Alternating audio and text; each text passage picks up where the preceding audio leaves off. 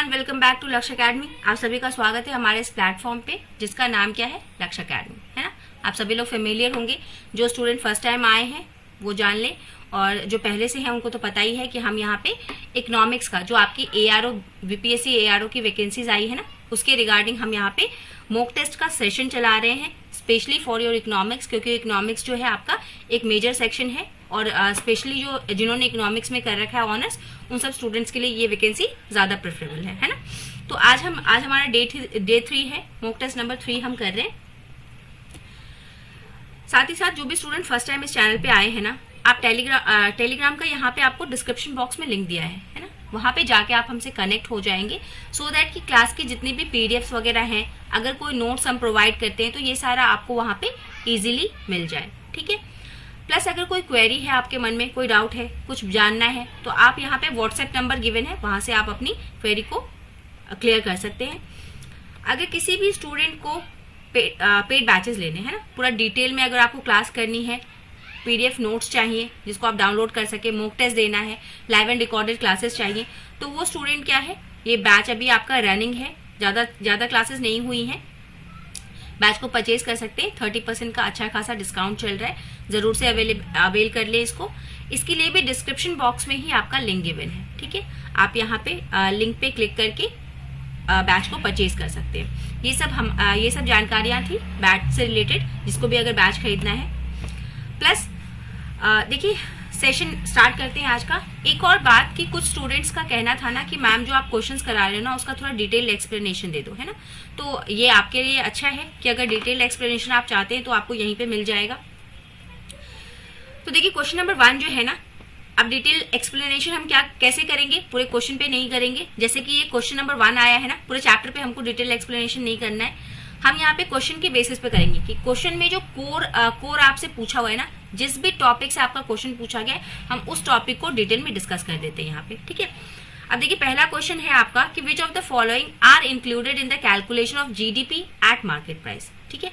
हमसे सबसे मेन चीज क्या पूछी है यहाँ पे, GDP, यानी कि हमको GDP के बारे में पूरी नॉलेज होनी चाहिए, है ना, कि GDP होता क्या है, कैसे कैलकुलेट होता है, कौन से मेथड से कैलकुलेट होता है, उसको कैलकुलेट करते वक्त किस किस चीजों का आप ध्यान रखते हैं, ठीक है। ये सारी चीजें हमको डिस्कस करनी है, हमको पता होनी चाहिए, है ना। जैसे कि क्वेश्चन यहाँ पे पूछा है कि इंक्लूडेड क्या क्या होता है, नेक्स्ट टाइम हमसे पूछ ले शामिल किस किस को करना है, नेक्स्ट टाइम हमसे पूछ ले कि एक्सक्लूड किसको करना है, किसको हटा देना है ना। चलिए, तो हम थोड़ा सा जान लेते हैं बैकग्राउंड की GDP होता क्या है। GDP का मतलब क्या है, सकल घरेलू उत्पाद, है ना, जानते हैं हम, ग्रॉस डोमेस्टिक प्रोडक्ट। तो ये जो ग्रॉस डोमेस्टिक प्रोडक्ट है, इसकी अगर आपको परिभाषा याद रखनी है तो आपको क्या है, सिर्फ 3 बातों का ध्यान रखना है परिभाषा में। परिभाषा क्या कहता है कि all the finished goods and services, all the final या finished goods and services,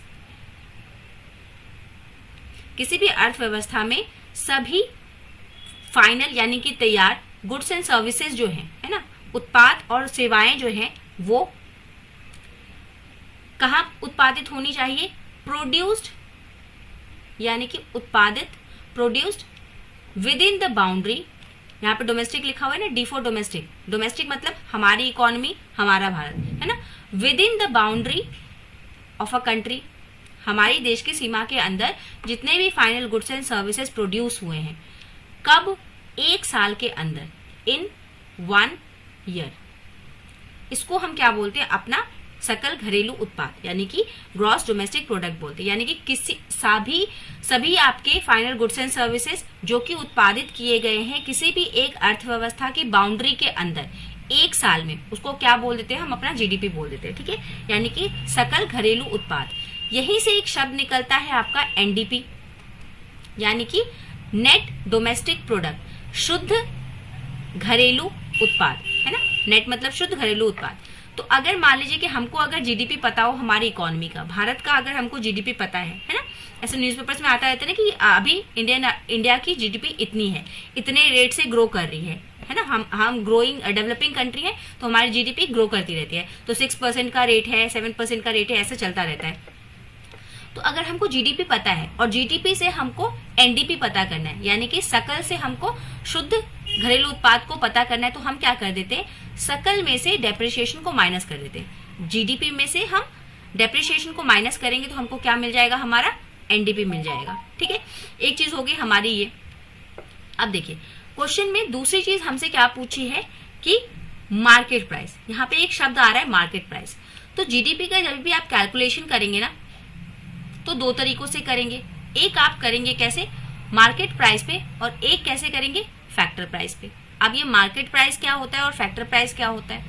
market price simply कि जितना भी हमने ये जो फाइनल गुड्स बनाए हैं ना अपने देश में, अपनी अर्थव्यवस्था के अंदर जितना भी गुड्स एंड सर्विसेज बनाया है, उसको जब हम बाजार में बेचने के लिए जाएंगे तो उसका मूल्य क्या होगा, बाजार में उसका मूल्य क्या है, इससे हम जीडीपी पता कर सकते हैं। और दूसरा कैसे हम पता कर सकते हैं कि इसका फैक्टर कॉस्ट कितना है, कि ये जो हमने गुड्स एंड सर्विसेज बनाई हैं इसको उत्पादित करने के लिए हमने कितना कॉस्ट लगाया है। यहाँ पे क्या क्या चीजें हैं, एक है फैक्टर यानी कि कारक, और दूसरा है कॉस्ट। फैक्टर मतलब क्या, फैक्टर ऑफ प्रोडक्शन होता है ना कि उत्पादन के कारक। फैक्टर्स ऑफ प्रोडक्शन क्या क्या हो गया आपका लैंड हो गया, लेबर हो गया, बिल्डिंग हो गया, रॉ मटेरियल हो गया, है ना। तो ये सारे आपके क्या है, फैक्टर्स ऑफ प्रोडक्शन होते हैं। तो उसमें हमारा कुछ ना कुछ कॉस्ट लगता है। तो उसी कॉस्ट पे हम जब अपना जीडीपी निकालते हैं कि उसको बनाने में, उस गुड्स एंड सर्विसेज को बनाने में हमारा कितना कॉस्ट लगा, तो उसको क्या बोल देते हैं हम, फैक्टर कॉस्ट पे हमने जीडीपी निकाली है। और अगर बाजार में बेचने जाए तो हमारा क्या है, जीडीपी एट मार्केट प्राइस हो गया। ठीक है, ये समझ में आ गया कि किसकी बात कर रहा है ये। दूसरी बात कि ये जो फैक्टर कॉस्ट है ये किसके पॉइंट ऑफ व्यू से आप निकालते हैं, ये निकालते हैं प्रोड्यूसर यानी कि उत्पादनकर्ता के पॉइंट ऑफ व्यू से निकालते हैं कि उसका कितना खर्चा हुआ आपको इस वस्तु को या फिर सर्विसेज को बनाने में, सेवा को बनाने में कितना खर्चा हुआ। बट मार्केट प्राइस जो है ये किसके पॉइंट ऑफ व्यू से, कंज्यूमर या कस्टमर के पॉइंट ऑफ व्यू से, क्योंकि बाजार में खरीदने तो वही जा रहा है ना। तो थोड़ा सा इस तरीके से भी सोच सकते हैं आप। अब देखिए एक चीज होती है आपकी, ये चीजें तो हो गई। अब देखिए जब जीडीपी को आप कैलकुलेट करते हैं ना तो आप कौन सा मेथड लगाते हैं, एक्सपेंडिचर मेथड। ठीक है, मेथड क्या है कैलकुलेट करने का, आपका एक्सपेंडिचर मेथड।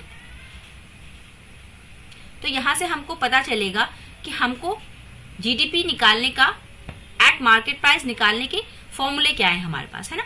अभी यहाँ पे हमसे पूछा है कि क्या क्या चीजें आप इंक्लूड करते हैं। तो हमको पता होना चाहिए कि जब हम जीडीपी कैलकुलेट करने जाएंगे तो उसमें किन किन चीजों को लेंगे और किस किस को हमको छोड़ देना है।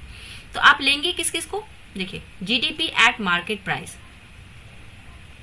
जब आप कैलकुलेट करेंगे तो आप इसमें किस किस चीजों को इंक्लूड करेंगे। एक आप करेंगे कंजम्पशन। कंजम्पशन मतलब कि जितना भी हाउस होल्ड सेक्टर है, मतलब जितने भी घरेलू चीजों में जो हम कंजम्पशन करते हैं ना, जैसे हम फूड को कंज्यूम करते हैं, हम क्लोथ्स लेके आते हैं, जिन जिन चीजों का कंजम्पशन करते हैं तो उस कंजम्पशन पे हमारा कुछ खर्चा होता है। ये किसका है, हाउस होल्ड का।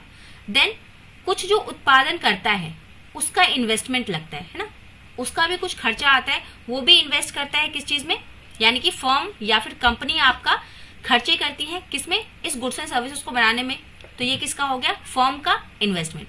सी for consumption, I for investment, plus government की स्पेंडिंग यानी कि सरकार जो खर्चा करती है इस वस्तु को और सेवा को बनाने में, है ना। सरकार भी सैलरी देती है आपको, वेजेस देती है, फिर आपका क्या है डिफेंस पे खर्चा करती है। तो ये सारे क्या है, गवर्नमेंट स्पेंडिंग।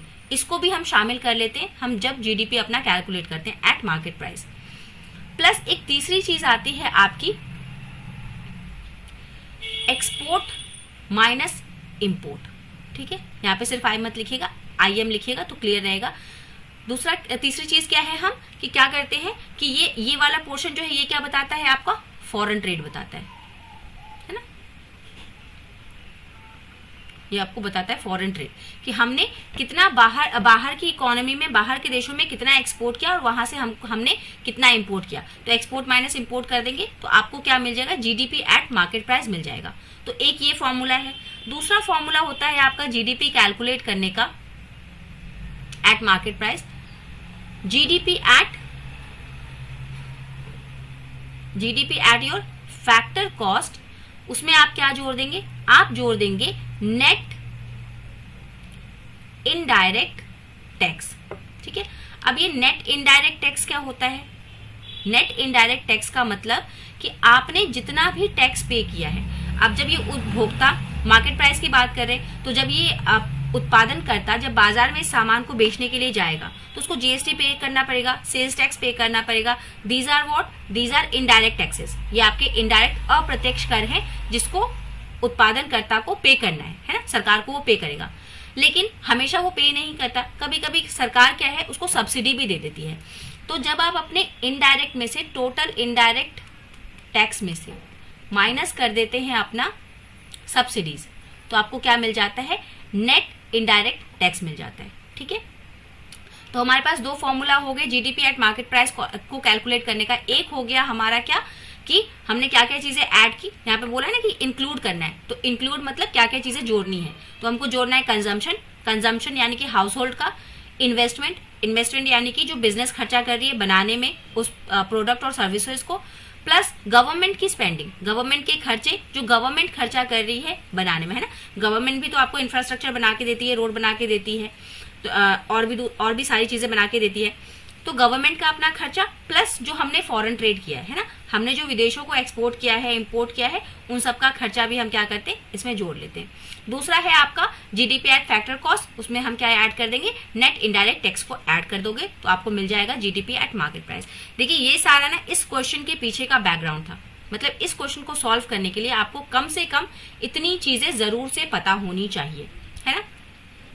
इतनी चीजें आप जरूर से अपने जहन में रखेंगे कि क्या क्या चीजें होती हैं, क्या क्या ऐड करना है, क्या क्या हटाना है, जीडीपी होता क्या है, जीएनपी क्या होता है, जीडीपी से जीएनपी कैसे निकालते हैं, कौन सा वाला मेथड आप लगाते हैं कैलकुलेट करने के लिए। ठीक है, ये सारी चीजें आपको पता होनी चाहिए। चलिए, तो क्वेश्चन क्या बोल रहा है हमसे? क्वेश्चन कह रहा है, आते हैं अपने क्वेश्चन पे। क्वेश्चन हमसे कहता है कि which of the following are included in the calculation of GDP at market price. बाजार मूल्य पे जीडीपी की गणना में निम्नलिखित में से कौन सा शामिल है ना। तो अगर आपको ये फॉर्मूला भी अगर कम से कम याद होगा ना तो आप इस क्वेश्चन को कर ले जाएंगे। सारी बातें पता है तो बहुत अच्छी बात, प्लस पॉइंट है। अगर सिर्फ फॉर्मूला भी याद करके गए हैं तो क्वेश्चन हमारा सॉल्व हो जाएगा। हमसे इंक्लूडेड पूछा है तो देखिए सीधा फॉर्मूला देखिए, हमसे क्या क्या पूछा है, क्या क्या दिया है? इनडायरेक्ट टैक्स दिया है, सब्सिडी दिया है, डेप्रिसिएशन दिया है, net factor income from abroad दिया है। अब देखिए इन दोनों फॉर्मूले में हमने कहीं भी डेप्रिसिएशन की बात नहीं की अभी तक, है ना। हमको क्या पूछा है? जीडीपी एट मार्केट प्राइस, तो बस इसका फॉर्मूला देखिए आप यहाँ पे। हमने कहीं भी डेप्रिसिएशन की बात नहीं की, मूल्यह्रास की बात नहीं की, हमने net factor income from abroad की बात नहीं की, है ना। इसी को शॉर्ट में आप क्या लिखते हो? NFIA लिखते हो। ठीक है, इसकी भी हमने बात नहीं की। हमने बात किस किस की है? हमने यहाँ पे बात की है अपना इनडायरेक्ट टैक्स की और सब्सिडी की, है ना, कि इनडायरेक्ट टैक्स जो उत्पादनकर्ता ने सरकार को दिया और सरकार ने जो सब्सिडी दी उसको उत्पादन को बनाने के लिए वो। तो हम किन किन दो चीजों का इस्तेमाल करेंगे? इसका और इसका, है ना। तो आपका ऑप्शन देखिए कहाँ पे सिर्फ A और B है, आपका A और B ऑप्शन नंबर A में है। तो आपके पहले वाले क्वेश्चन का आंसर क्या हो जाएगा? A हो जाएगा, यानी कि अप्रत्यक्ष कर और सब्सिडी दोनों को आप शामिल करते हैं जब आप जीडीपी एट बाजार मूल्य पे निकालने जाते हैं। ठीक है, coming to the question number 2। Question number 2 कहता है कि which of the following can cause GDP to increase without improving the actual welfare of the population. मतलब कि निम्नलिखित में से कौन सा जनसंख्या के वास्तविक कल्याण में सुधार किए बिना जीडीपी में वृद्धि का कारण बन जाता है ना। यानी कि एक्चुअल में यहाँ पे कुछ नहीं हो रहा है, ना ही तो आप उपभोक्ता को, अपना जो आपकी पॉपुलेशन है उसका एक्चुअल में कोई भलाई नहीं कर रहे हो, कोई उसका कल्याण नहीं कर रहे हो, बट फिर भी आपका क्या है? जीडीपी इंक्रीज होगा इसकी वजह से। अब देखिए वो क्या होगा आपका, ये क्या है? Increase in the defence expenditure, जो आप डिफेंस पे खर्चा करते हो, है ना। ये एक तरीके से आपका क्या है, इसमें उत्पादन भी होता है ना। आप मिसाइल वगैरह का उत्पादन करते हो, कंजम्पशन की चीजें बनाते हो डिफेंस वालों के लिए, है ना, उनके लिए आप घर बनाते हो, है ना। तो ये जो आपका जो जीडीपी है ना, इसमें जब इन्वेस्टमेंट वाला चीज हमने देखा था, एक इन्वेस्टमेंट देखी थी ना कि उत्पादन करता इन्वेस्टमेंट में खर्चा करता है ना। खर्चा किस किस पे वो करता है आपका, यहाँ से पॉइंट्स लिख लेंगे कि इन्वेस्टमेंट में खर्चे किस किस पे होते हैं हमारे? कैपिटल गुड्स पे होते हैं, कैपिटल गुड्स पे खर्चा होगा, इन्वेंट्री पे खर्चा होगा बिजनेसमैन का, प्लस आपका इसमें एक और चीज ऐड करेंगे आप कि जो रेजिडेंशियल कंस्ट्रक्शन बनते हैं ना, ये क्वेश्चन आता है कभी कभी, है ना, आपका डायरेक्ट ध्यान नहीं जाएगा इस पे। तो जो रेजिडेंशियल कंस्ट्रक्शन होते हैं, जो आवासीय निर्माण के कार्य होते हैं ना, उसको भी आप इसमें ऐड करते हो। ठीक है, इन्वेस्टमेंट में जो बिजनेस जो इन्वेस्टमेंट करती है, दूसरा वाला जो था ना आपका, आपने लिखा था C+I+G plus export minus import, तो इसमें ये जो आई था, आई में आपकी क्या क्या आती है, कैपिटल गुड्स पे किया गया खर्चा है ना, जो फिक्स एसेट होता है बिजनेस का उसको कैपिटल गुड्स बोलेंगे। इन्वेंट्री जो चालू आपका रहता है, रॉ मटेरियल वगैरह है तो उस पर खर्चा होता है, प्लस जो रेजिडेंशियल कंस्ट्रक्शन पे जो खर्चा होता है उसको भी आप इस पे जोड़ते हैं। ठीक है, ध्यान रखिएगा, ये डायरेक्टली आपके जहन में नहीं आएगा जब तक आपको पता नहीं है, आपने पढ़ा हुआ नहीं है। तो ये हो गया, ये सारे इन्वेस्टमेंट है। तो अगर आपने डिफेंस पे खर्चा किया है ना, तो वहां भी आपका क्या है, सारी चीजें प्रोड्यूस हो रही हैं तो उसमें आपका ये इंक्लूड होगा। देन नेचुरल डिजास्टर रिकवरी, अगर मान लीजिए हमारे यहाँ पे कोई प्राकृतिक आपदा आ गई तो उसमें भी हमारा खर्चा होता है ना, सरकार का खर्चा होता है, गवर्नमेंट स्पेंड करती है। Higher medical expenses due to pandemic, अभी आया था, कोविड आया था ना हमारा, तो सरकार का और जो उत्पादन करता थे, अचानक से आपके सैनिटाइजर, मास्क वगैरह का प्रोडक्शन बहुत ज्यादा बढ़ गया, तो प्रोडक्शन कुछ ना कुछ तो हुआ है, हमारा खर्चा लगा है उस पर, हमारा भी और सरकार का भी लगाता है ना। तो यहाँ पे भी जीडीपी अगर देखा जाए तो जीडीपी इंक्रीज हो रहा है, लेकिन एक्चुअल में कुछ नहीं हो रहा है ना। एंड लास्ट क्या है आपका, improvement in the public health infrastructure, ये आपका सही है ना। यहाँ पे हम एक्चुअली में जो पॉपुलेशन है हमारी उसका कल्याण कर रहे हैं ना, कि उसको हम पब्लिक हेल्थ इंफ्रास्ट्रक्चर बना के दे रहे हैं। तो इन सब में जो खर्चे हैं ना वो बेफजूल के खर्चे हैं, मतलब यहाँ पे एक्चुअली कुछ हो नहीं रहा है, लेकिन फिर भी हमारा जो आपका जो जीडीपी है वो इंक्रीज करेगा। ठीक है, तो देखिए यहाँ पे ए बी सी आपका आंसर कहाँ पे है, ऑप्शन नंबर सी में है, ये आपका करेक्ट हो जाएगा। जो भी स्टूडेंट ऑप्शन नंबर सी लगा रहे दे आर एब्सोल्युटली करेक्ट, कि यहाँ पे खर्चे तो हो रहे हैं, प्रोडक्शन तो हो रहा है, बट एक्चुअल वास्तविक कोई कल्याण का कार्य नहीं हो रहा है। सिर्फ इस वाले में क्या है आपका एक्चुअल वेलफेयर का काम हो रहा है। Now coming to the question number 3, question number 3 कहता है कि which of the following is correct in context of the GDP deflator. ठीक है, अब एक नया चीज आया हमारे सामने, जीडीपी डिफ्लेटर। ठीक है, अब थोड़ा सा पहले जान लीजिए कि जीडीपी डिफ्लेटर होता क्या है। ठीक है, अब इसको जीडीपी डिफ्लेटर को जितना आपने अभी तक जीडीपी के बारे में रखा वो इन्फॉर्मेशन तो अपने पास रखेंगे ही, प्लस 2 नई चीज जानेंगे आप जीडीपी के बारे में, कि जीडीपी के बारे में 3 नई चीजें है कि एक तो आप बताइए कि जब आप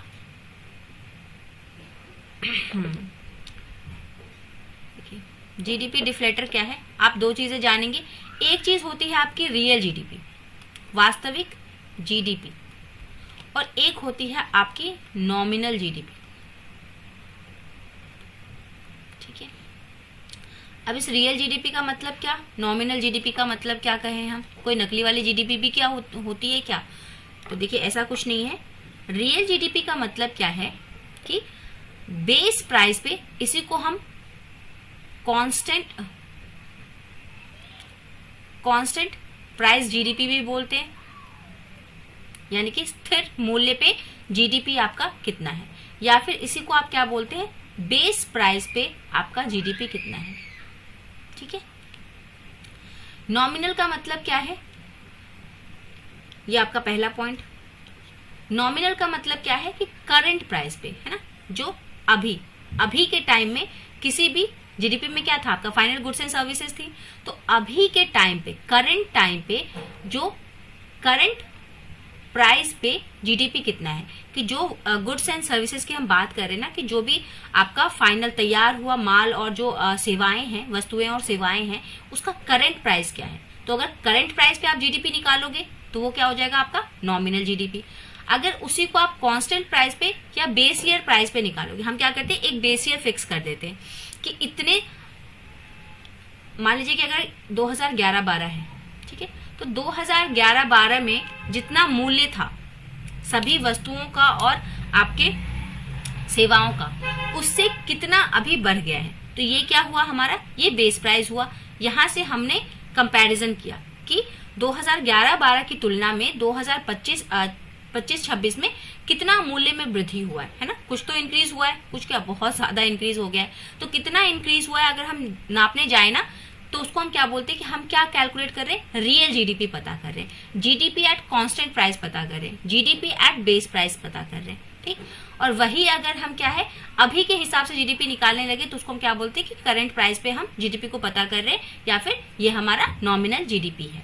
ठीक, अब जो ये हम कह रहे हैं जीडीपी डिफ्लेटर, तो जीडीपी डिफ्लेटर क्या है आपका, ये दोनों के बीच में अनुपात है ना। GDP deflator is your what, GDP deflator को हम कैसे करते हैं कैलकुलेट, ये होता है आपका nominal GDP divided by your real GDP into में 100, ठीक है। तो ये आपको क्या बताएगा, जीडीपी प्राइस डिफ्लेटर, कि जीडीपी में कितना प्राइस में वेरिएशन आया है, कितना अंतर आया है, ठीक है। तो ये फॉर्मूला होता है जीडीपी डिफ्लेटर का।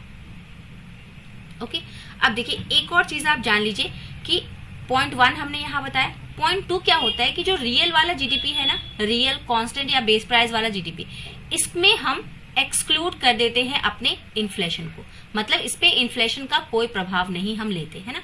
हम इसमें ये नहीं देखते कि अभी इन्फ्लेशन चल रहा है, डिफ्लेशन चल रहा है, हमको कोई मतलब नहीं है इन्फ्लेशन से, हम यहाँ पे इन्फ्लेशन को इंक्लूड नहीं करेंगे। लेकिन जब आप करंट प्राइस की बात करेंगे ना, तो करंट प्राइस में जितना भी बाजार में मुद्रास्फीति है वो सब इसमें आ जाएगा, है ना। यानी कि अगर इसको हमको बोलना हो तो नॉमिनल जीडीपी जो है या फिर करंट प्राइस जीडीपी जो है आपका,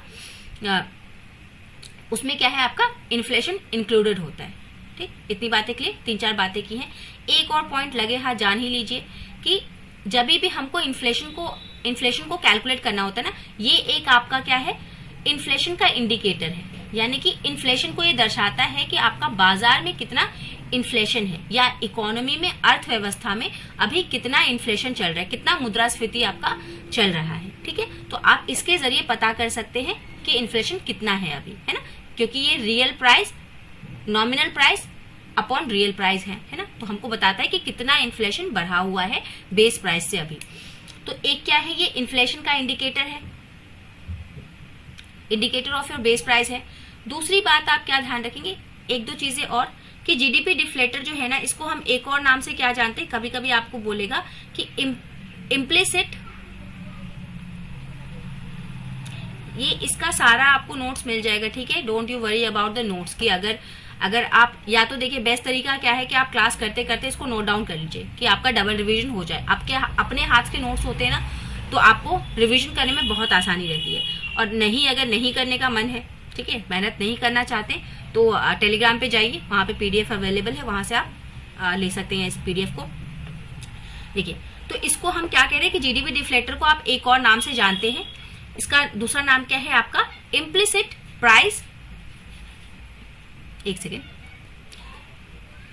इम्प्लिसिट प्राइस डिफ्लेटर, इसको दूसरे आप इस नाम से भी जानते हैं, ठीक है। अगर ये भी पूछ ले आपसे कि इम्प्लिसिट प्राइस डिफ्लेटर क्या होता है, तो इसका मतलब भी क्या है कि जीडीपी डिफ्लेटर के बारे में ही आपसे बात कर रहा है, ठीक है। और ये इन्फ्लेशन को इंडिकेट करता है। अब देखिए, इन्फ्लेशन को नापने के लिए ना आप दो और चीजों का सहारा लेते हैं, है ना। बोलते हैं ना कि हम इन्फ्लेशन कैसे पता करते हैं, तो इन्फ्लेशन हम एक कंज्यूमर प्राइस इंडेक्स से भी पता करते हैं और होलसेल प्राइस इंडेक्स से भी हम पता करते हैं। लेकिन अगर, तो देखिए 3 इंडिकेटर हो गए हमारे पास इन्फ्लेशन को दर्शाने के लिए, हमारे पास 3 चीजें हो गई। एक हो गया हमारा कंज्यूमर प्राइस इंडेक्स हो गया, दूसरा हो गया होलसेल प्राइस इंडेक्स, और तीसरा हमारे पास क्या हुआ, ये जीडीपी डिफ्लेटर। तो कहा जाता क्या है, होता क्या है कि जीडीपी डिफ्लेटर का अगर आप इस्तेमाल करते हैं इन्फ्लेशन को कैलकुलेट करने के लिए, तो वो सबसे अच्छा माना जाता है। क्यों? क्योंकि ये जीडीपी है, सकल घरेलू उत्पाद, यानी कि इसमें आप सारी चीजों को इंक्लूड कर लेते हैं, जितनी भी तमाम गुड्स हैं, जितनी भी सर्विसेज एक अर्थव्यवस्था के अंदर बन रही है ना, उस सबको आपने इंक्लूड कर दिया। लेकिन इनमें आप क्या करते हैं, सिर्फ कुछ बास्केट ऑफ, यानी कि कुछ चुनिंदा आपके गुड्स होते हैं, कुछ चुनिंदा सर्विसेज होती हैं, जिनमें अगर प्राइसेस में इंक्रीज आया तो हम बोल देते हैं कि हमारा इन्फ्लेशन आ गया है। और ये क्या है, होलसेल वाला, इसमें भी कुछ चुनिंदा वस्तुएं ही होती हैं। लेकिन जीडीपी डिफ्लेटर में क्या है, आपका सभी गुड्स एंड सर्विसेज को हम इंक्लूड कर लेते हैं। तो सबसे बेस्ट तरीका क्या है आपका, ये। तो देखिए, इतना बैकग्राउंड नॉलेज मैंने आपको दे दिया है, I think it is more than sufficient for now, और बाकी आपको नोट्स में मिल ही जाएगा। तो इन सब का यूज करते हुए अब हम अपने क्वेश्चन पे आएंगे। हमसे क्वेश्चन पूछ रहा था कि जीडीपी डिफ्लेटर के कॉन्टेक्स्ट में, है ना, आपका कौन सा वाला स्टेटमेंट सही है। स्टेटमेंट आपका कहता है, ऑप्शंस हैं आपके पास, ये कहता है कि it reflects the change in the price level of all the goods and services. ये सभी गुड्स एंड सर्विसेज के प्राइजेस में चेंज को दिखाता है, बात सही है। It uses it is use to convert nominal GDP into real GDP. Option C कहता है कि it includes only consumer good. नहीं, ये तो गलत बात है ना, ये तो हमने कहीं नहीं कही कि सिर्फ कंज्यूमर गुड्स को ये यूज करता है, जितना भी आपने अभी देखा। ऑप्शन डी आपसे कहता है कि it can increase even if the CPI decreases. अगर सीपीआई गिर भी जाए तो भी ये इंक्रीज करेगा। ठीक है, देख लीजिए, आंसर दीजिएगा जरा, क्या समझ में आ रहा है, क्या होगा इसका आंसर। ऑप्शंस है आपके पास ए बी ए सी। देखिए सी वाला तो ऐसे ही हटा दीजिए आप, है ना, क्योंकि सी को तो हमने सिरे से नकार दिया है कि ये तो होगा नहीं। तो आपका ऑप्शन या तो ए बी होगा या ए बी डी होगा। ठीक है, तो आपका जो भी बच्चे आंसर सी लगा रहे हैं ना, दे आर एब्सोल्युटली करेक्ट कि आपका क्या है, आपका सभी गुड्स एंड सर्विसेज को करता है। ये किसके दोनों के बीच में एक रिलेशन है, आपका जीडीपी, नॉमिनल जीडीपी और रियल जीडीपी के बीच का लिंक है। एंड अगर आपका सीआईपी डिक्रीज भी कर रहा हो, है ना, कि हो सकता है आपने क्या क्या इसमें चुनिंदा चीजें ली हैं, तो ये हो सकता है कि ये डिक्रीज कर जाए, लेकिन जब आप एग्रीगेट लेके चलोगे तो ये हमेशा इंक्रीज ही करेगा। तो आपका ऑप्शन नंबर सी जो है ये सही है। जिन भी स्टूडेंट्स ने सी लगाया है वो एकदम सही है आपका। चलिए, coming to the question number 4। देखिए ये भी जीडीपी पे ही है। यहाँ पे हमको एक्सक्लूड, अभी हमने बात की थी ना कि हमसे इंक्लूड का पूछा है, कभी एक्सक्लूड का भी पूछ देगा, तो हमको पता होना चाहिए। क्वेश्चन कहता है कि which of the following would be excluded from the GDP of India. हम इंडिया की जीडीपी में से किसको माइनस कर देंगे, है ना, किसको नहीं लेंगे। पहला कह रहा है profit earn by an Indian company from its operation in the USA. कह रहा है कि कोई इंडियन कंपनी है जो कि यूएसए में काम कर रही है, उससे जनरेट होने वाली प्रॉफिट को क्या हम अपनी जीडीपी में इंक्लूड करेंगे या नहीं करेंगे, है ना, हमको बताना है किसको नहीं करेंगे। दूसरा कहता है construction of road by foreign company within India, कि इंडिया के अंदर फॉरेन किसी कंपनी ने आके रोड बनाया। The sale of used car in India, the government salaries paid to the defence personnel. अगर आपने पहला वाला क्वेश्चन ध्यान से किया है तो इसका आंसर आप आसानी से कर सकते हैं, है ना। क्वेश्चन आपसे कह रहा है, क्वेश्चन आपसे क्या कह रहा है कि निम्नलिखित में से किसे भारत की सकल घरेलू उत्पाद से बाहर रखा जाएगा, है ना, बाहर किसे आप रखेंगे, है ना, आंसर करेंगे।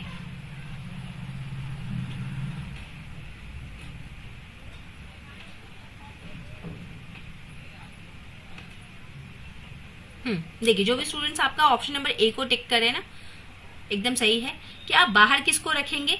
देखिए profit earn by an Indian company from its operation in USA. देखिए सबसे पहली बात क्या कही थी हमने कि विद इन द बाउंड्री, है ना, डोमेस्टिक जब भी शब्द आएगा मतलब सिर्फ घरेलू चीजों की आप बातें करेंगे। तो जो कंट्री के अंदर जितना भी ऑपरेशन हुआ है, जितनी भी चीजें आपकी प्रोड्यूस हुई है, चाहे वो सर्विसेज हो चाहे वो प्रोडक्ट हो, है ना, अगर उसकी बाउंड्री के अंदर हुआ है तभी आप उसको लेंगे। तो यहाँ पे क्या बोल रहा है, आउटसाइड द बाउंड्री, यानी कि यूएसए में आप कर रहे हैं तो अपनी सीमा से तो बाहर चले गए, तो इसको हटा देंगे। दूसरा सी, यानी कि sale of used car in the India, यहाँ पे हम किसी भी वस्तु की या किसी भी सेवा की बात नहीं कर रहे, और कार कैसी है, यूज्ड कार है, तो ये भी आप यहां से हटा देंगे। चलिए इसका आंसर नंबर ए हो गया आपका। Then question number 5, assertion reason type आपका क्वेश्चन है ना। असर्शन रीजन मतलब आपको एक स्टेटमेंट दिया है और उसका रीजन दिया है, आपको बताना है क्या दोनों चीजें जो कही जा रही हैं वो सही है और क्या आर ए को एक्सप्लेन करता है या नहीं। ये जो कारण बता रहा है ये कारण क्या सही बता रहा है इसके बारे में। तो असर्शन आपका रीड करता है कि net domestic product at factor cost, यानी कि एनडीपी, एट फैक्टर कॉस्ट, है ना, पहला वाला क्वेश्चन, सारी चीजें बता दी हैं आपको। Net domestic product at factor cost represents the income earn by factors of production with in the domestic territory. बात सही है ना, यही बात हमने की थी। दूसरा कहता है इसका कारण क्या है कि net domestic product at factor cost is calculated by subtracting the depreciation from the GDP at market price. ये भी बात एकदम सही है कि हमने इसको निकाला कैसे था कि जीडीपी में से हमने क्या किया, जीडीपी एट मार्केट प्राइस जो था उसमें से अगर हम डेप्रिसिएशन अपना हटा देते हैं तो हमको क्या मिल जाता है, अपना एनडीपी मिल जाता है। ठीक है, हमको एनडीपी एट फैक्टर कॉस्ट मिल जाएगा कैसे, अगर हम जीडीपी एट मार्केट प्राइस में से आपका डेप्रिसिएशन को माइनस कर देते तो हमको ये मिल जाएगा। तो दोनों बातें सही होगी, ये बात भी सही होगी, ये बात भी सही होगी, लेकिन ये इसको एक्सप्लेन नहीं कर रहा है। ठीक है, तो जो लोग भी आंसर बी लगा रहे दे आर करेक्ट, है ना, कि दोनों सही है, लेकिन आर ए को एक्सप्लेन नहीं कर रहा है ना, ये नहीं बता रहा है कि ऐसा क्यों। ठीक, चलिए फिर से एक असर्शन रीजन टाइप क्वेश्चन है आपका। असर्शन कहता है, यानी कि आपका अभिकथन कहता है कि एनडीपी और एनडीपी जीडीपी की तुलना में आर्थिक प्रदर्शन की अधिक सटीक तस्वीर देता है ना, कि हमारा एनडीपी जो है वो मोर एक्यूरेट पिक्चर देता है of economic performance than your GDP. बात सही है। दूसरा कहता है, रीजन इसका कहता है ऐसा क्यों होता है, क्योंकि एनडीपी जो है removes the effect of depreciation on the total value of goods and services. बात सही है। अभी हमने बात की कि एनडीपी में हम क्या करते हैं, डेप्रिसिएशन के इफेक्ट को हटा देते हैं, तो हमारा क्या मिल जाए, अगर जीडीपी में से अगर डेप्रिसिएशन को हटा देंगे तो आपको एनडीपी मिल जाएगा, है ना। तो दोनों बातें सही है और ये इसको एक्सप्लेन भी कर रहा है। तो option number A is your correct, है ना, कि दोनों ही बातें सही हैं और आर जो है ए को एक्सप्लेन भी कर रहा है आपका। नेक्स्ट क्वेश्चन नंबर 7 कहता है, अगेन असर्शन रीजन है आपका, ये आपका कहता है कि rising NDP always indicates a healthy and growing economy. अगर आपका एनडीपी अगर इंक्रीज हो रहा है ना, राइजिंग है, तो वो हमेशा बताएगा कि आपका जो इकोनॉमी है वो हेल्दी है और अच्छे से उसका विकास हो रहा है। दूसरा कहता है, ये देखिए हमेशा ये बातें सही नहीं होती है ना, हमेशा आपका एनडीपी का बढ़ना ये नहीं बताता है कि क्या है आपका, कि जो इकोनॉमी है वो सही तरीके से ग्रो कर रही है। इसका रीजन ये कहता है, ये तो खुद ही गलत हो गया तो इसको क्या एक्सप्लेन करेगा, बट स्टिल देख लेते हैं। तो यानी कि देखिए इन दोनों में तो आंसर नहीं होगा, है ना, क्योंकि ये पहले ही गलत हो चुका है, तो इसको एक्सप्लेन करने की तो बात ही नहीं आती है। देन कहता है कि एनडीपी जो है आपका, एनडीपी में मूल्यह्रास शामिल होता है, इसलिए हमेशा आर्थिक समृद्धि को दर्शाता है। जी, जब हम एनडीपी निकालते हैं तो हम किसका इस्तेमाल करते हैं, डेप्रिसिएशन का इस्तेमाल करते हैं। तो यहाँ पे आपका आंसर क्या हो जाएगा, A is false but R is true. ठीक है, अभी हमने पीछे वाले क्वेश्चन में भी किया था। क्वेश्चन नंबर 8, ये भी आपका जीडीपी जीएनपी पे है। अच्छा नहीं, यहाँ पे एक जीएनपी वर्ड आया है, इसको भी थोड़ा एक्सप्लेन कर देंगे। कह रहे कि which of the following are necessary adjustments to convert GDP into GNP. अब देखिए जीडीपी क्या था हमारा, ये तो हमने पूरी तरीके से देख लिया, सकल घरेलू उत्पाद। यहीं पे एक शब्द आता है आपका जीएनपी। देखिए बीच वाला टर्म जो है आपका बदल गया, यहाँ था डोमेस्टिक यानी कि घरेलू, यहाँ आ गया है नेशनल यानी कि राष्ट्रीय। ठीक, अब जीएनपी जीडीपी से कैसे अलग होता है, ठीक है, ये राष्ट्र की बात हो गई।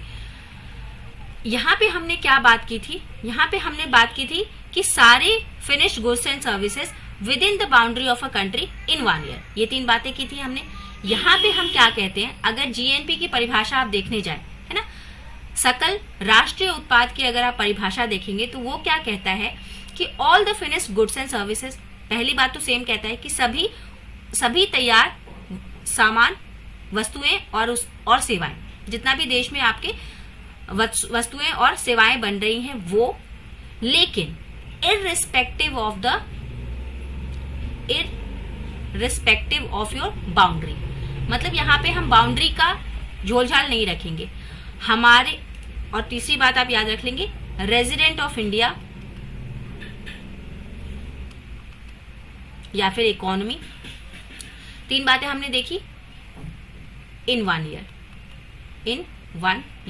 एक साल में उत्पादित होने वाले सभी गुड्स एंड सर्विसेज, सभी वस्तुएं और सेवाएं, लेकिन वो हमारी इंडिया के अंदर के भी हो सकते हैं और बाहर के भी। जैसे एक यूएसए वाला आया था ना, मान लीजिए हमारा एक बैंक है एसबीआई, है ना, हमारा एक बैंक है आईसीआईसीआई, हमारी एक कंपनी है टाटा, ठीक है, हमारे यहाँ का कोई व्यक्ति जो कि नागरिक तो है इंडिया का, ये सारे इंडिया के नागरिक हैं, है ना, इंडियन रेजिडेंट्स हैं, लेकिन ये सर्विसेज कहाँ कर रहे हैं, अब्रॉड में कर रहे हैं, बाहर कर रहे हैं, तो वहां भी तो ये कुछ गुड्स एंड सर्विसेज प्रोवाइड कर रहे हैं, तो उसको भी हम क्या करते हैं, अपनी जीडीपी में शामिल कर लेते हैं। तो अगर हम अपनी जीडीपी में इसको शामिल करेंगे तो वो क्या बन जाएगा, आपका जीएनपी बन जाएगा। ठीक है, दो अलग बातें याद रखनी है, इररिस्पेक्टिव ऑफ बाउंड्री, या तो हमारे देश के अंदर या तो हमारे देश के बाहर। ठीक है, कोई मतलब नहीं है, लेकिन वो होना कौन चाहिए, उत्पादित करने वाला कौन होना चाहिए, हमारा रेजिडेंट। ठीक है, तो उसको हम क्या बोल देते हैं, अपना ग्रॉस नेशनल प्रोडक्ट, सकल राष्ट्रीय उत्पाद। क्लियर।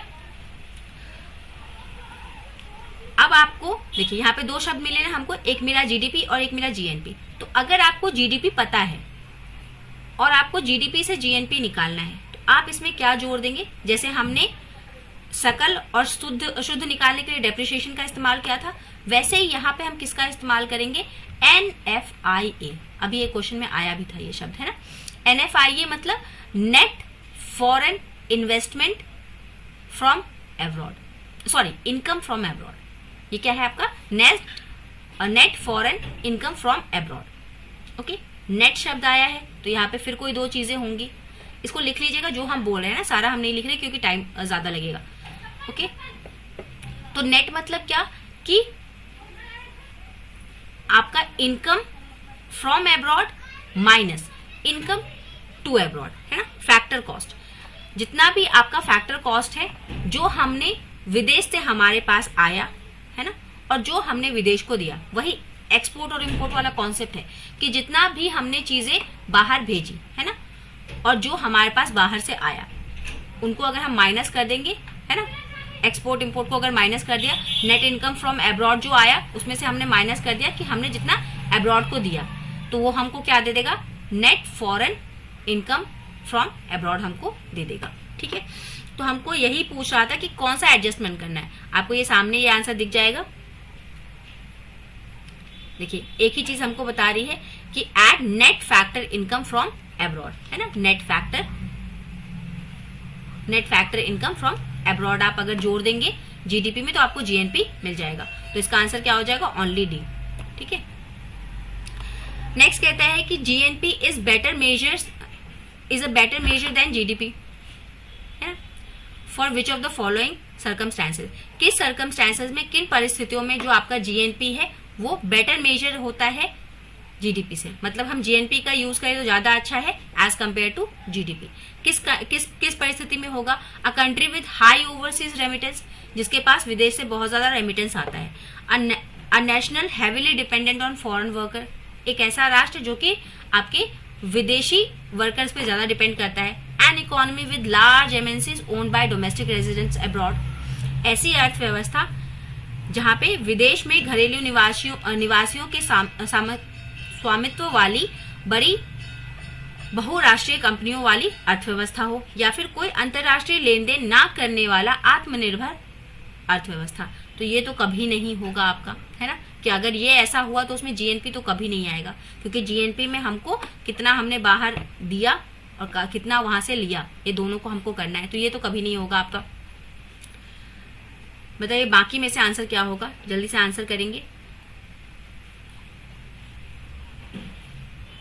9th का आंसर आपका क्या है,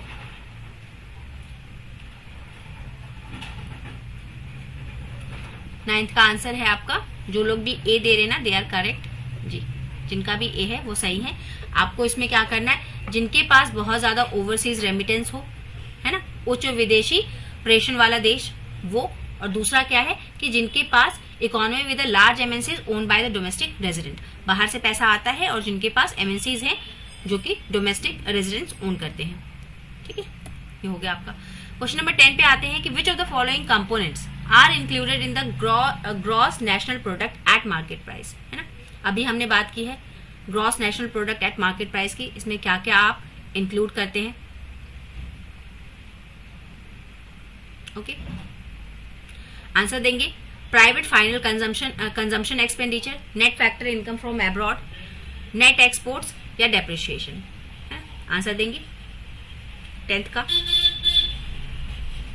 निजी अंतिम उपभोग व्यय यानी कि सी, इन्वेस्टमेंट, विदेश से शुद्ध कारक कौन सा था आपका, एक्सपोर्ट माइनस इंपोर्ट वाला, यानी कि ये भी आएगा, ये भी आएगा, और शुद्ध नेट एक्सपोर्ट ये भी आएगा। डेप्रिसिएशन की बात हम कहीं नहीं करते इसमें, है ना, वही 4 चीजें हम यूज करते हैं जो हमने जीडीपी के टाइम पे यूज की थी, है ना। उसी को यूज करेंगे, CIG प्लस आपका एक्सपोर्ट माइनस इम्पोर्ट। तो आप डेप्रिसिएशन छोड़ के बाकी सारा यूज करेंगे, यानी कि ABC को आप यूज करेंगे। नेक्स्ट आइए, मैच द फॉलोइंग क्वेश्चन है। ये NNP, net national product at market price, net national product at factor price, net gross national price at market price, या फिर net national product at constant price. Match करना है आपको कौन सा किसके साथ जाएगा, ठीक है। मैच करेंगे क्वेश्चन नंबर 11।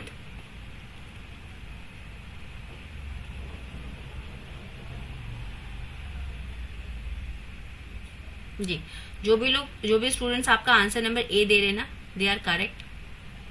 देखिए आपका net national product at factor cost, देखिए डेप्रिसिएशन वाला कौन सा होगा। अगर हम gross national product at market price में से डेप्रिसिएशन हटा देंगे तो हमको क्या मिल जाएगा, आपका ये मिल जाएगा ए का 1, है ना। यही है ना कि ग्रॉस में से अगर डेप्रिसिएशन माइनस कर देंगे, ये भी एट मार्केट प्राइस है, ये भी एट मार्केट प्राइस है, ये ग्रॉस है, ये नेट है। तो हमने क्या किया था, जब हम ग्रॉस में से नेट को हटाते हैं तो हमको क्या मिल जाता है, सॉरी ग्रॉस में से डेप्रिसिएशन को हटाते हैं तो क्या मिल जाता है, हमको नेट मिल जाता है। ये हो गया। देन बी का आपका ये हाँ देखिए, जब आपको जब net national product at factor cost निकालना होता है तो आप क्या करते हैं, उसमें net national product at market price, और उसमें से हमने क्या हटाया था, नेट इनडायरेक्ट टैक्सेस, है ना। नेट इनडायरेक्ट टैक्सेस का मतलब क्या कि इनडायरेक्ट टैक्सेस में से सब्सिडीज को माइनस कर देंगे तो हमको क्या मिल जाता है, net indirect tax NIT। IT में से सब्सिडी माइनस कर देंगे तो आपको मिल जाएगा NIT, यानी कि नेट इनडायरेक्ट टैक्स मिल जाएगा, ठीक है। तो यानी कि ये सीधा सीधा है ना, ए वाला जो है। चलिए बड़ा इजी है, अगर फर्स्ट वाले क्वेश्चन से आपके बहुत सारे क्वेश्चन सॉल्व हो जाएंगे। नेक्स्ट आप आएंगे, match the following related indicators with their characteristics. Factor cost का मतलब अगर पूछे तो आपसे NNP एट फैक्टर कॉस्ट, तो ये आपको क्या बताएगा, NNP एट मार्केट प्राइस क्या बताएगा, NDP एट फैक्टर कॉस्ट क्या बताएगा, GNP एट मार्केट प्राइस क्या बताएगा। मैच करेंगे आराम से, टेक योर टाइम लीजिए और सही सॉल्व कीजिए।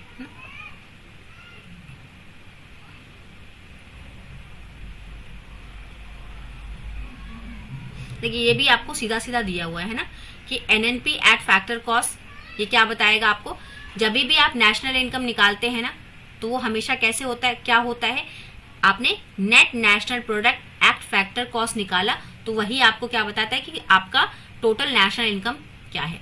Then NNP at market price, इसमें क्या इंक्लूड होता है, इनडायरेक्ट, है, includes indirect taxes. Market price वाले में आपका इनडायरेक्ट टैक्सेस था ना use. Then NDP at factor cost, ये क्या करता है, एक्सक्लूड करता है इनकम फ्रॉम अब्रॉड। डोमेस्टिक है ना, तो इनकम फ्रॉम अब्रॉड को ये नहीं शामिल करेगा। Gross national product at market price, gross होता है, ग्रॉस मेजर होता है, इंक्लूड करता है factor income from your abroad, ठीक है। Next coming to the question number 13, ये भी मैच द फॉलोइंग है, इसको भी मैच करना है आपको। National income aggregates, national income aggregates दिए हैं आपको with how they are used in analysis. देखिए एग्रीगेट्स आपके 8 होते हैं, नेशनल इनकम के एग्रीगेट्स 8 होते हैं आपके, 4 होते हैं आपके डोमेस्टिक वाले और 4 होते हैं आपके नेशनल वाले। ये हमने क्या था ना, GDP at market price, GDP at factor price, GDP at market price, sorry NDP at market price और NDP at your factor price. इसी तरीके से आप नेशनल का भी निकालेंगे, GNP at MP, GNP at FC factor cost, फिर आपका NNP एट MP और NNP एट फैक्टर कॉस्ट। ये 8 एग्रीगेट होते हैं आपके नेशनल इनकम के, ठीक है, टोटल 8 होते हैं। तो उसी के बारे में आपसे क्वेश्चन पूछा है, इसका आंसर लगाएंगे। हाँ, जो भी लोग ए बोल रहे हैं ना, ये करेक्ट है, ये सीधा सीधा दिया हुआ है आपका, है ना, इसको मैच कर लीजिएगा, ठीक है। जिनका करेक्ट है वो तो बहुत अच्छी बात है, आपका कॉन्सेप्ट क्लियर हो चुका है अभी। और जिनका नहीं है वो एक बार शांति से देखेंगे। देखिए आज हम ना ये न्यू इकोनॉमिक पॉलिसी वाला टॉपिक नहीं लेंगे क्योंकि वैसे ही काफी लेंथी हो चुका है। देखिए which of the following are true about the new economic policy, इसके बारे में हमने डिस्कस किया है अपने प्रीवियस क्लासेस में, वो देख लेंगे आप। कह रहे हैं कि it emphasises privatisation and liberalisation. New economic policies में हमने क्या किया, प्राइवेटाइजेशन एंड लिबरलाइजेशन किया, सही बात है।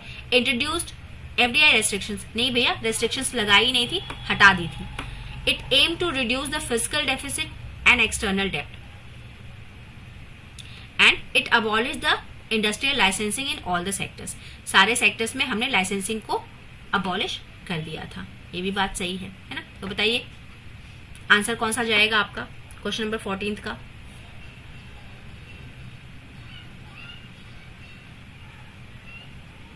नहीं देखिए यहाँ पे ऑल आ गया, सॉरी यहाँ पे ऑल आ गया ना। हाँ जो लोग भी आपका दे रहे हैं ना ए एन सी वो करेक्ट है। यहाँ पे ऑल लिख दिया है ना, तो सारे में से नहीं हटाया था, सारे में से लाइसेंसिंग हमने नहीं हटाई थी, कुछ सेलेक्टेड में से लाइसेंसिंग हटाई थी। ठीक है, यहाँ पे अगर ऑल नहीं लिखा होता ना तो हमारा ये वाला भी करेक्ट होता। तो आपका ऑप्शन क्या सही है, ए एन सी। चलिए next last question for the day कि which of the following are the characteristics of India trade policy 2015 से 2020 के बीच में हमारी क्या ट्रेड पॉलिसी रही है, इंडिया की क्या ट्रेड पॉलिसी रही है, जरा बताएंगे। ये क्या है आपका, कह रहा है introduction of merchandise export from India scheme, है ना, ये हमारा रहा है, इसको हमने यूज किया है कि हम एक्सपोर्ट्स को बढ़ावा देंगे, है ना, तो ये बात सही है। Focused exclusively on goods ignoring the services, नहीं भैया सर्विसेज तो अभी सबसे ज्यादा बूम कर रहा है, इसको हमने नहीं हटाया। ठीक है, हमारा एम्फोसिस की है कि हम जो डेवलप नेशंस होते हैं ना उनका सर्विस बहुत अच्छा होता है, तो हम अपने सर्विस पे भी ध्यान देंगे, तो ये तो गलत हो गया। Then aimed to double the India share in the global trade, ये भी बात हमने कही है कि ग्लोबल ट्रेड में हम अपना जितना भी हम कंट्रीब्यूट करें उसका हम डबल कर दें। और रिप्लेस्ड ऑल सेज, नहीं सेज के स्कीम को कैसे हटा देंगे, नहीं सेज के स्कीम को हमने नहीं हटाया। तो इस तरीके से आपका आंसर क्या है, और जो लोग ए दे रहे हैं ना वो बिल्कुल सही है, आपका क्या है ए एंड सी जो है आपका करेक्ट है, ये दोनों थोड़े गलत है। ठीक है, तो these are the 15 questions for the day. जाते जाते जिन भी स्टूडेंट्स को पेड प्रैक्टिस खरीदनी है ना, वो खरीद लेंगे, अच्छा खासा डिस्काउंट है आपके पास, अवेल कर ले इस अपॉर्चुनिटी को, क्लासेस ज्यादा नहीं हुई हैं, जरूर से ज्वाइन कर ले। ठीक है, चलिए thank you everyone, have a nice and wonderful day and do like and subscribe the channel. चलिए लाइक करना नहीं भूलेगा अगर कुछ यूजफुल लगा हो तो। चलिए thank you everyone, have a nice and wonderful day.